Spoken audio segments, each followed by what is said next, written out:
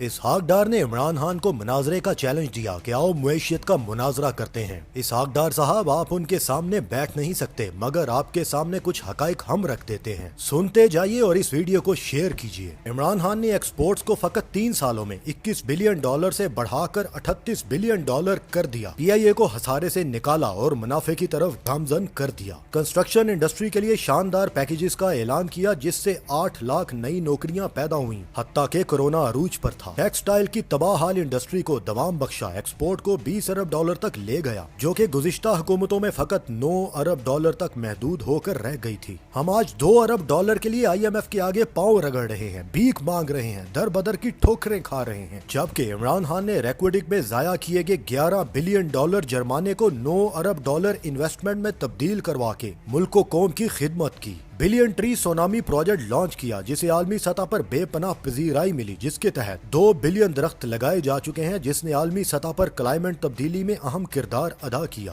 جب اس نے حکومت سنبھالی تو اس کو خزانے میں $9 ارب ملے تھے، ان کو اٹھا کر $21 ارب پہ لے گیا، اور روس کی اگر جنگ نہ لگتی تو وہ $21 ارب سے بھی اوپر چلے جاتے۔ جنگ کی وجہ سے اس کو اپنی عوام کو پیٹرول اور آئل میں ریلیف دینا پڑا، جس کی وجہ سے $21 ارب سے کم ہو کر وقتی طور پر $18 ارب پر آ گئے، جو کہ آپ کے چھوڑے گئے $9 ارب سے پھر بھی 100% زیادہ ہیں۔ آپ نے گردشی خسارہ $20 ارب کا چھوڑا تھا۔ عمران خان اس خسارے کو ختم کرتے ہوئے سرپلس میں لے گیا، اور روس کی جنگ کی وجہ سے آخری مہینوں میں وہ سرپلس سے $5 ارب خسارے میں آیا تھا، جو کہ پھر بھی آپ کے $20 ارب خسارے سے 75% کم پر تھا۔ کئی سالوں بعد کسان دوست پالیسی کی وجہ سے گندم، چاول، کپاس اور گنے کی شاندار فصلیں ملی، جو کہ آپ لوگوں کے ادوار میں بہت کم ہو چکی تھی۔ مسلم لیگ نون اور PP کے مہنگے رینٹل منصوبوں کی بجائے پہلی دفعہ پاکستان میں ڈیم کی تعمیر پر زور دیا گیا، اسی ڈیم کا جس کا مذاق اڑایا جاتا تھا کہ کہاں ہے ڈیم، کہاں بنا رہے ہو۔ آپ کے امپورٹڈ وزیر اعظم نے وزیر اعظم بنتے ساتھ ہی سب سے پہلے جا کر اسی ڈیم کا فیتا کاٹا جو عمران خان نے اس قوم کو تحفے میں دیا تھا۔ 50 سال بعد پہلی دفعہ 2 نئی نہروں کا منصوبہ لانچ کیا۔ پاکستان ایئر فورس نے 1983 کے بعد پہلی بار نئے جدید جنگی جہاز خریدے، جو کہ JF-10 کی صورت میں 23 مارچ کو جنگی بیڑے میں شامل ہوئے۔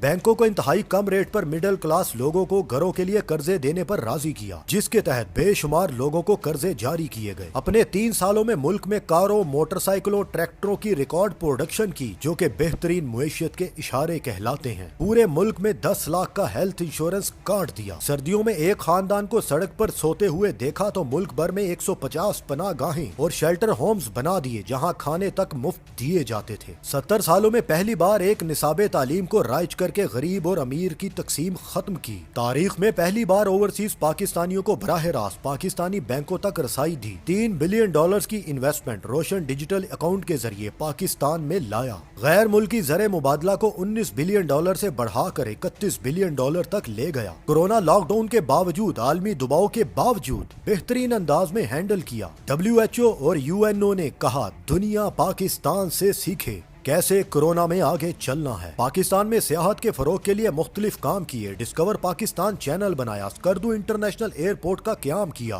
IT سیکٹر میں 100% کی ترقی کی، جس کی ایکسپورٹ کا حجم $2 بلین تک جا پہنچا، 5 لاکھ نئے روزگار کے مواقع پیدا کیے۔ 3.5 سال میں 1.5 لاکھ نئی کمپنیاں رجسٹرڈ ہوئیں، جو کہ گزشتہ حکومتوں کے مقابلے میں 10 گنا زیادہ ہیں۔ القادر یونیورسٹی اور رحمت للعالمین اتھارٹی کا قیام عمل میں لایا گیا۔ فاٹا کو پہلی دفعہ KPK کا حصہ بنایا گیا تاکہ کوئی غیر ملکی طاقت جنگی قبائلی علاقہ کہہ کر ان پر حملہ نہ کر سکے۔ ٹیکس کا حجم اٹھا کر 6000 ارب تک پہنچا دیا۔ غربت کے خاتمے کے لیے احساس راشن پروگرام چلایا، جو کہ اس وقت دنیا میں 4تھا بہترین پروگرام مانا جاتا ہے۔ کامیاب نوجوان اسکیم کے تحت 30 سے 35 لاکھ روپے کے قرضے براہ راست نوجوانوں کو دیے گئے، بجائے کہ فراڈ والے لیپ ٹاپ یا چھوٹی شہرت والے پروگرامز کے۔ پہلی بار پاکستان میں 70% اپنی ضروریات کے موبائل فونز بنائے گئے۔ الیکٹرک موٹر سائیکل اور کمپیوٹر بنانے کے کارخانے پاکستان میں لگائے گئے، بارڈر پر بار لگائی گئی، سمگلنگ روکی گئی، جس کی وجہ سے ملک کی انڈسٹری کو عروج ملا۔ ملک حقیقی معاشی ترقی کی طرف گامزن ہوا، چوروں اور غداروں کو پسند نہ تھا۔ اس کے علاوہ وہ کام جس کی وجہ وجہ سے پاکستان کا فخر اور سر پوری دنیا میں بلند ہوا وہ بھی ملاحظہ کیجیے۔ انڈیا کو کہا خبردار حملہ کیا منہ توڑ جواب دوں گا، اور منہ توڑ جواب دیا گیا، پائلٹ کو گرفتار کیا گیا، دنیا کے سامنے جرت کا مظاہرہ کیا گیا، کہتا رہا خبردار کوئی ڈرون حملہ نہ کرے اور نہ میں کسی کو اجازت دوں گا۔ اس کے پورے دور میں کسی ایک نے بھی ہمت نہیں کی کہ پاکستان میں ڈرون حملہ کرے، چاہے وہ دنیا کا جتنا مرضی بڑا ٹھیکیدار ہی کیوں نہ تھا۔ اسلاموفوبیا پر نبی پاک صلی اللہ علیہ وآلہ وسلم کی شان میں گستاخانہ حاکوں پر یورپ اور مغرب میں ایک مضبوط موقف اپنایا، حجاب اور پابندی پر بات کی، نبی پاک صلی اللہ علیہ وآلہ وسلم سے بے لوث محبت ہر مقام پر ظاہر کی۔ دنیا میں اسلاموفوبیا کا دن منظور اقوام متحدہ کے ذریعے کروایا گیا۔ سٹیزن پورٹل سے 45 لاکھ لوگوں کے مسائل حل کیے۔ تاریخ میں پہلی بار امریکہ کے شہر میں بڑا جلسہ کیا جس میں لاکھوں پاکستانیوں نے شرکت کی، اتنا بڑا کہ ایسا مودی بھی نہیں کبھی کر سکا۔ ملکی خود مختاری کا ہرگز سودا نہ کیا، عالمی طاقتوں کو ایبسولوٹلی ناٹ کہا، جبکہ ہمارے سابقہ حکمران ایک فون کال پر لیٹ جایا کرتے تھے، ایمل کانسی کو حوالے کرتے تھے، ریمنڈ ڈیوس کو حوالے کرتے تھے، عافیہ صدیقی کو بیچ دیتے تھے۔ روس کا تاریخی دورہ کیا، حالت جنگ میں روس کے صدر کے ساتھ 3 گھنٹے کی طویل ملاقات کی، اپنی عوام کی خاطر امریکہ کو انکار کیا۔ ایران، چین، روس، سعودی عرب کے ساتھ برابری کی سطح پر مثالی تعلقات قائم رکھے۔ وزیر اعظم ہاؤس میں کبھی نہیں رہا بلکہ کسی دوسرے گھر کو بھی وزیر اعظم ہاؤس کا درجہ نہیں دلوایا تاکہ عوامی پیسہ ضائع نہ ہو، جبکہ گزشتہ ادوار میں نہ صرف وزیر اعظم ہاؤس میں رہتے تھے بلکہ آبائی گھروں کو وزیر اعظم ہاؤس کا درجہ دلوا کر عوامی دولت کو بے جا خرچ کرتے تھے۔ جس بھی ملک میں گیا اس ملک میں جو اخراجات آئے وہ آپ کے اخراجات سے کہیں زیادہ کم تھے۔ کوشش کی پی آئی اے کے جہاز پر سفر کرے، نہیں تو ایئر فورس کے چھوٹے طیارے کو ترجیح دی، جبکہ گزشتہ ادوار میں خاندانوں کے ساتھ بوئنگ جہازوں میں سفر کیا جاتا تھا، بے شمار من پسند اینکرز حضرات کو بھی نوازا جاتا تھا، ساتھ سفر کروایا جاتا تھا۔ یہ سب وہ سوال ہیں جو ہم آپ سے پوچھتے ہیں اور یہ سب موجود ہیں، آپ کے سرکاری ریکارڈ میں موجود ہیں، مگر آپ اور آپ کے چینلز اور میڈیا طوائفیں یہ ہرگز عوام تک پہنچنے نہیں دیں گی۔ وہ یہی کہیں گی لٹ گیا،